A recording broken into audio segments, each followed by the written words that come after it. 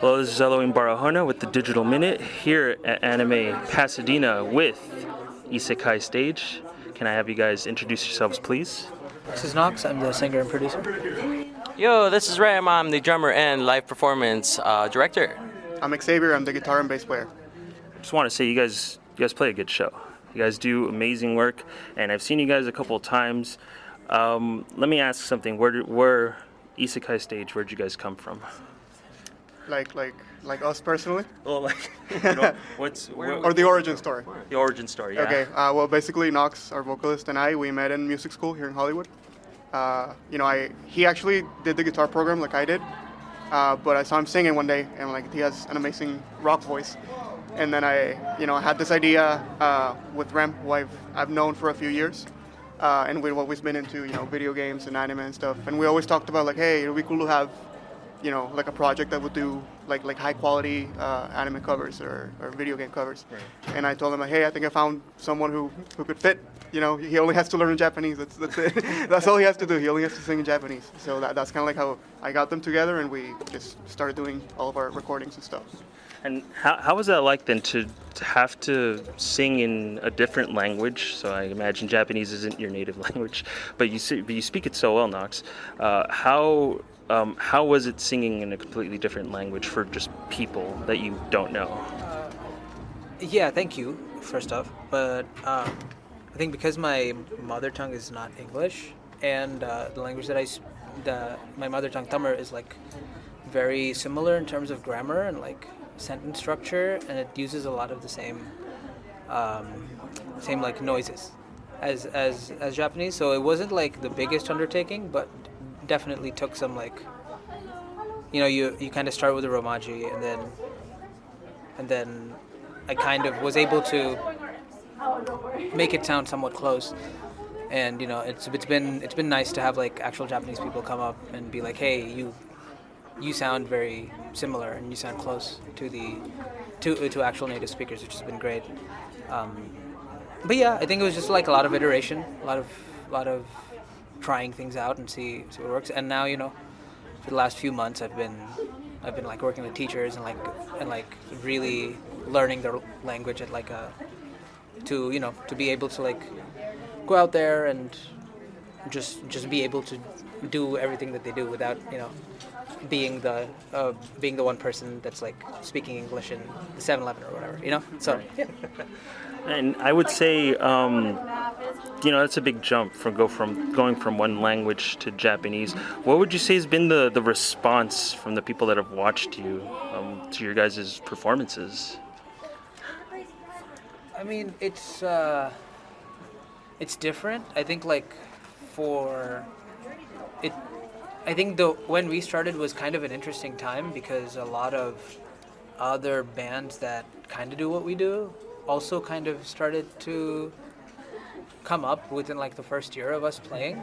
So the first few shows were like, oh wow, there actually exists a band like this. I think that was more of the reception.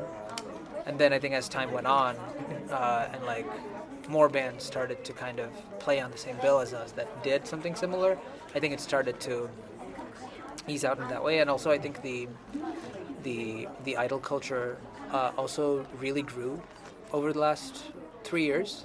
So it's becoming less and less common to like have people performance and like sing in Japanese in these conventions. So yeah, it's been I think to start off with, it was definitely like audiences were like, oh okay, they're not doing it in English, they're actually doing it in Japanese. And then as the scene grew, it's more like widely accepted now, or I mean not accepted, it's more like it's expected, at this point where like, yeah, a lot of people do what we do, and it's like really cool to have been part of that wave. Yeah, of course, and I think what you guys do is really sincerely cool because I grew up with anime. I think like all of us here have, and when growing up, it was always seen as this weird thing. It's at this sort of outsider interest. What would you say has been the difference, then and now? Maybe when you were younger, what's been the public perception of like anime, and by extension, how does maybe that, change the perception of your shows? So, I mean, it's an interesting journey because it's been both our journey as fans of the music and what the media, and musicians, right? So, uh, when you get to a point where you're studying music seriously, there's a lot of things that get frowned upon, right? Like you're like, oh, like how are you a professional musician and you're playing like this type of music, type of thing. Like a lot of snobbiness. So I think we all went through like our musician phase first. We completed that. Like we learned jazz, we learned different styles, and I think after a certain point, you kind of like have like a moment where you want to go back in your life and you like reminisce of like what got you where you were in the first place. And at least to me, like that was really special. Like I started tapping into like all the shows I watched as a kid, like Digimon, like Dragon Ball, like all that stuff. And I was like, whoa, actually, now that I'm music a little better, the music in this is pretty cool. And I think I like to like pay homage to all that music that influenced me, even indirectly. Like I didn't know how much the music would impact me because I just didn't understand music when I was a kid, but it always left an imprint on me. And I feel that's probably the same for all of us because we all grew up with video games and anime. So I think that was like the biggest thing. Absolutely, and that's been the case. I think that's the case for a lot of people. Like people think of like their favorite openings and endings to anime, and that's usually what sticks to them. Like that's what happened to me with like Ava. Ava's like my favorite show. So, and that's to say. You guys have, I imagine, have done many performances at this point. What would you say has been like the scariest, or quote, let's say it in quotes, scariest like performance? All right, so we were actually playing under hire for Honkai Impact 3rd, the video game from MiHoYo. And so it was really well. Everyone treated us amazingly, and it was actually the last show of the first year of us being a band. Within 5 months, a video game company took us, with trust to play their events, Santa Monica, downtown on top of the pier. And it's like, okay, we got everything ready. It's awesome. It's running well. Sound check went well. We're about to start. All these people that are here only because of private invitation through the video game itself. So hardcore fans, and we're like amazed to play this music as well. So when we start, we have technical difficulties, and like everything that's not supposed to be sounded out that we usually hear inside our in-ears was going out, and we were panicking and panicking. I was panicking because I'm like, this is not supposed to happen. So I think within about 8 minutes we solved it. I solved it, had a backup laptop and then a backup laptop, but one of the guys, we had 2 representatives that are like really good streamers from the game.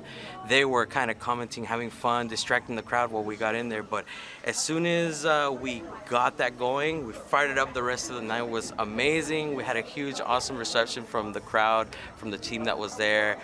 But I mean, what goes through your mind when it's literally the biggest performance you have, and it's only been like a couple months? So like, it was so nerve-wracking, and that kind of PTSD is like with me at every event, if I were to be honest, So I always say, don't be afraid to say hi. I am always kind of like a hawk, just making sure that we could take care of our technical aspects of the performance. Once it goes, we're gonna have a great show. After that, clean up whatever happens. We're down to say hi to everyone and awesome people. But I know once it goes to set up, I'm like, everyone encouraged to say hi, but I'm gonna be making sure I take care of this. But yeah, what a day it was. It sounds like quite a day. And I mean, here at Anime Pasadena, you guys were playing your butts off. Honestly, really impressive work. You guys, on a technical level, I was telling your manager that you guys are really impressive. You guys do really good work. Like your guitar work is amazing. Your drumming, is great, and Knox, your vocals are fantastic. All that to say, you guys do a lot of anime and video games, but what's outside of that? What other projects are you guys working on that doesn't maybe intersect with that entirely? Yeah, we're working on a lot of original music, and I think we actually just put our first single, Sacrifice, out, and that's kind of where we're trying to push things next. We have a lot of new music in the works. We actually debuted a second original with another friend of ours, Shihori, yesterday and today at Anime Pasadena, and that one's going to be out really soon, called Scarlet Night. And tentatively around January or February of next year, we will be planning to release an EP and hopefully be playing shows with those songs. Also, we have a show in New Jersey coming up on the 17th at the Williams Center. So yeah, hopefully we have like some of the newer songs ready by then to play there. But yeah, we're trying to like kind of branch out and do our own thing, and and try to like see what's after the cover band era. Of course. And I look forward to seeing it. I think you guys are really talented. I think you do amazing work. And so I'm sure everyone else that's a fan of yours, they're gonna be happy with whatever you guys put out. So if people wanted to find Isekai Stage, where can they find you? So most platforms that people find us are on TikTok, Instagram, YouTube. On the streaming platforms, those are also available along with Twitch. We usually consistently have streams on Sundays at 6:30 Pacific time. And if there's any way you guys actually want to interact with us directly, we do have a Discord that everyone can join. We have a nice server with a lot of really awesome people that are part of our community. So that's kind of like one of the places. On the listening side, if you want a great listening experience, we have a lot of, we're working on our music, but we do have our covers of Polaris and Inferno ready to stream along with Sacrifice, with more things on the way. So very many places to catch us, interact with us, and share whatever we have within our efforts to give you guys. Awesome. Thank you guys for the time. Appreciate it.